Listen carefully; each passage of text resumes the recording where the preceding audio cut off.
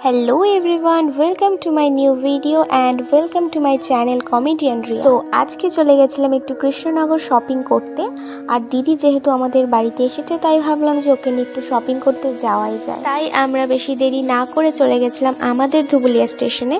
And আমরা দেখো হাঁটতে হাঁটতে নিচে নামছিলাম, যেন আমরা কখনো সিঁড়িতেই উঠিনি গাইস। তারপর ফোনে দেখলাম যে ট্রেনে একটু লেট আছে, তাই ভাবলাম যে একটু বসে নিই, যদি ট্রেনে ভিড় থাকে তখন তো দাঁড়িয়ে দাঁড়িয়ে যেতে হবে। যাই হোক, তারপর আমাদের ট্রেনও চলে এলো আর আমরা ট্রেনে উঠে গেলাম। তারপর আমরা চলে গেলাম সোজা স্টেশন অ্যান্ড তারপর ওখান থেকে চলে গেলাম মলে। মলের কিছু কালেকশন দেখছিলাম। আর আমরা গেছিলাম বাজার কলকাতায়, যেটা হচ্ছে কৃষ্ণনগরের নতুন একটা মল হয়েছে।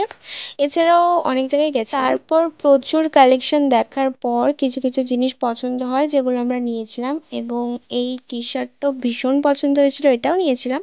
তারপর কেনাকাটা করার পর আমরা চলে গেছিলাম সোজা স্টেশনে।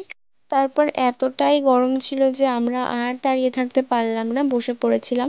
কিছুক্ষণ পরে একটা ট্রেন এলো, যেই ট্রেনটাতে এত ভিড় ছিল যে 1 সেকেন্ডের মধ্যে পুরো স্টেশনটা একদম ভিড় হয়ে গেছে। তোমরাই দেখো, মানুষ নেমেই যাচ্ছে নেমেই যাচ্ছে, কিন্তু ট্রেন ফাঁকাই হচ্ছিল না।